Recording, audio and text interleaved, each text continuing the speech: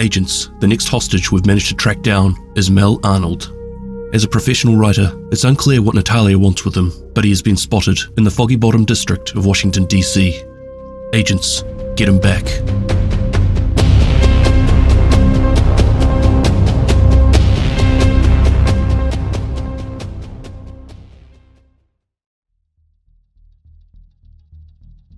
Before the outbreak of the green poison, Mel established himself as a skilled writer, releasing non-fiction literature centered around the green and sustainable living. Additionally, he delved into crafting fictional narratives that embodied those eco-friendly principles. Certain enthusiasts perceived Mel's writings as a guiding beacon, offering insights into constructing a more promising tomorrow. A certain fan, Cassandra Rains, exhibited an unstable obsession, passionately urging Mel to align with her cause.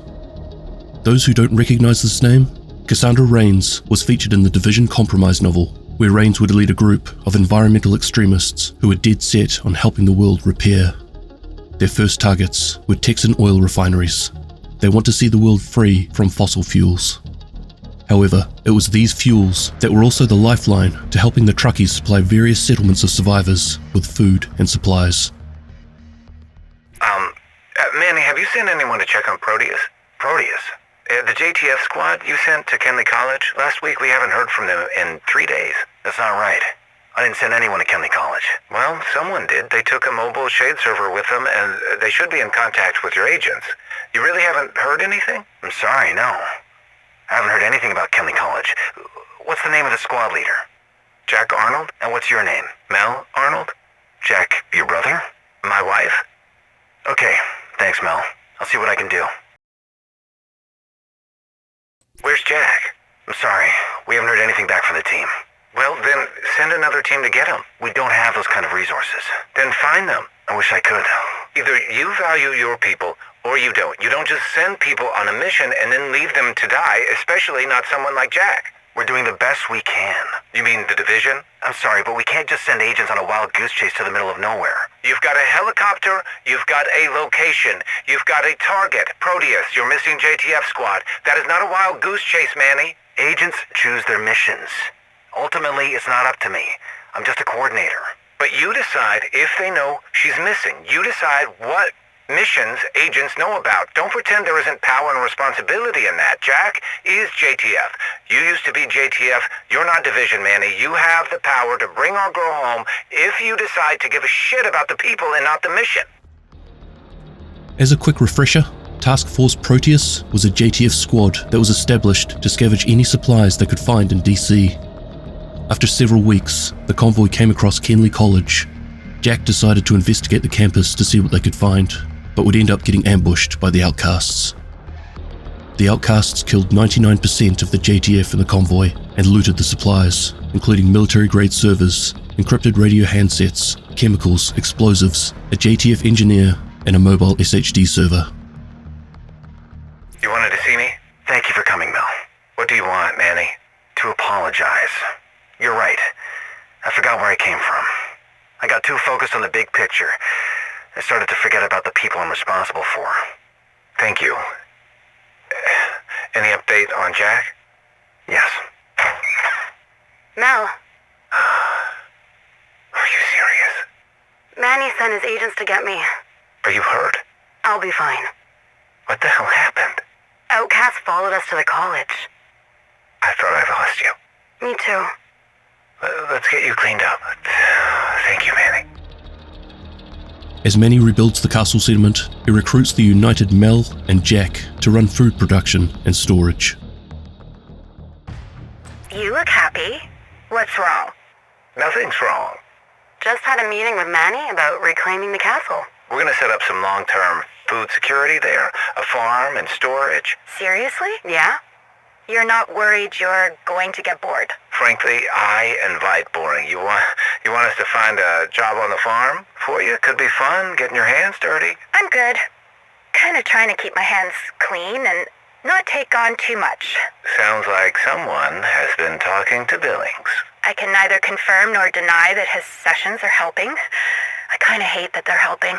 It's okay to admit that you need help. And it's super okay to admit that therapy helps. It's not therapy, just counseling. Whatever helps you sleep at night, sweetie. If you need a new laptop, we recovered a case of them from Odia. Vic's lead panned out. I still can't believe we're working with that guy. I thought he was such an asshole. Oh, he's still an asshole, but now he's a helpful asshole. He's our asshole. Can y'all stop calling me an asshole? You know I can hear you, right?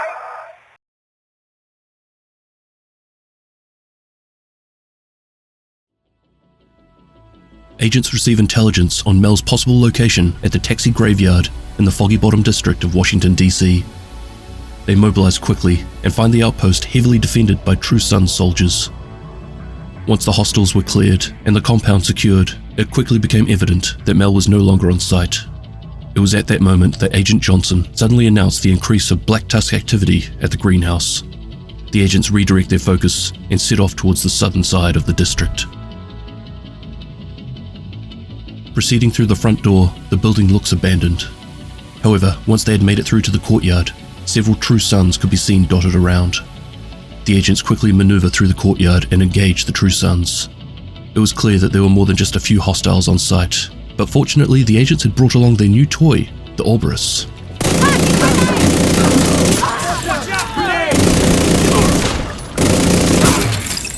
They never really stood a chance. After climbing another flight of stairs, they eventually come face to face with a Black Tusk high-value target. Once eliminated, a hostile comms was intercepted. Hostile radio intercepted. You feeling okay, Mel? Yeah, I just need to rest. We should be safe at Navy Hill. You heard him, Agent. Get to Navy Hill.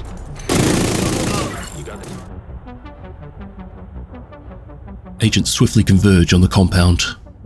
The True Sons have fortified the area, but the agents, undeterred, navigate the barricades and overcome wave after wave of hostile forces. Their perseverance pays off as they successfully neutralize two prominent leaders within the True Sons' ranks. Hostile radio intercepted. Hello? Is anyone there? They're keeping me at Columbia Plaza. Agent, if you can hear this, please get me the hell out of here.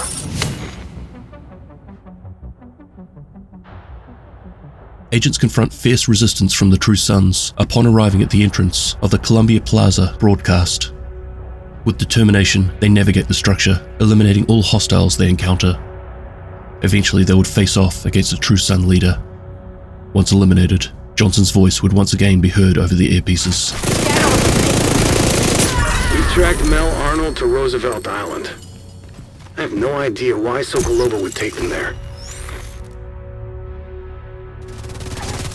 Diving straight in there, the agents waste no time charging onto Roosevelt Island. Mel is a civvy. They never should have been put in this position.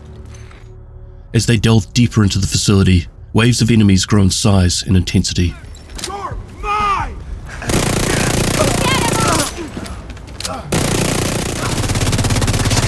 Pushing through the compound, eliminating countless hostiles, another enemy communication would be intercepted. Hostile radio intercepted. Do you need anything? Fertilizer, maybe. The crops look hungry. Crops? The agents continue their relentless advance, battling through room after room, facing a horde of True Sun soldiers. But the agents are undeterred, making precise shots and effortlessly dispatching enemies left and right. As they push deeper into the island, they finally come face to face with the formidable True Sun leader who joins the fight. Except when I say face to face, I actually mean he was miles away. And when I say formidable, I actually didn't even know it was a leader. He just died really fast. But you get the point. Area secure. What the hell's going on? That's what I'd like to know. Agent, meet us back at the castle.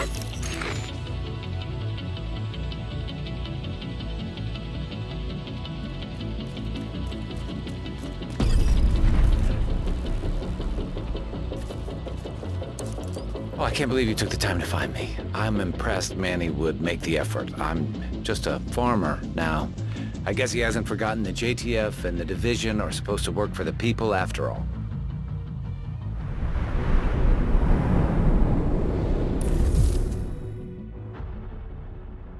Mel, have you seen Agent Johnson? No, why? I wanted to talk talk to him about the recruiter. Worried the issues with the mobile shade server are connected somehow. I'm fine. No lingering trauma from being kidnapped by the Black Tusk, thank you for asking. Oh, sorry. How are you? Good, Apparently still your conscience, and I need to remind you to stop focusing on the conspiracy that isn't there, and instead focus on the people in front of you that you have volunteered to keep safe. Yeah, you're right. I can't believe I lost them. You got him back. I saw Mari. She looks great. Seemed pissed at you, but she looked great. Yeah, I'm working on fixing things there too. Maybe you should stop trying to fix things and just do your job. Go get our people back. So, you talked to Mari. I did. But I want to talk to Jack. Do your job and get my wife back again. Like all of the others, Manny catches up with Mel after he is safely brought home to the castle.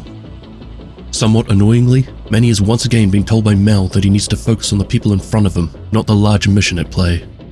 I understand. If his job is just to look after the settlements, especially the castle settlement, this should be his main concern. But he is currently still a coordinator for the division. The bigger picture around the recruiter, Sokolova, the Black Tusk, and Calvin McManus absolutely should be at the forefront of his mind. With Murray and his future family, maybe it's time for Manny to step down as the coordinator, and for someone who isn't quite so close and emotionally invested in the people within the settlement to take over and keep the division moving towards the bigger goals.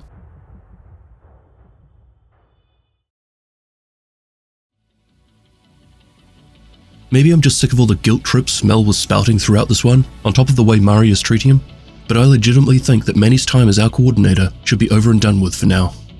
He needs to figure out where his priorities are. I don't think anyone would think badly of him choosing to look after his family and the people around them, but trying to play both sides, I just don't think this is working, and I can see it causing more harm than good in the long run. Maybe this is why Agent Johnson has suddenly turned up out of the blue. However, I still don't trust his sudden appearance, so we'll see. I'm just hoping this narrative that we've been seeing over the last couple of rescues will actually lead to something, perhaps around the recruiter. Because right now, it feels like Natalya just requested that the Black Tusk run on in there and grab whoever they felt they could easily take away. Some have a settlement purpose, like Murray with their fish farm, Doc Billings, and potentially even Eva. But people like Mel and soon Jack, I don't really get it. Seems like more of a smash and grab. However, I am looking forward to Vikram Malik. There could be something new to learn here. However, Mel and likely Jack, I'm just not that enthused about. Anyway, what do you guys think? Thank you very much for watching, and Extremis Malus, Extrema Remedia.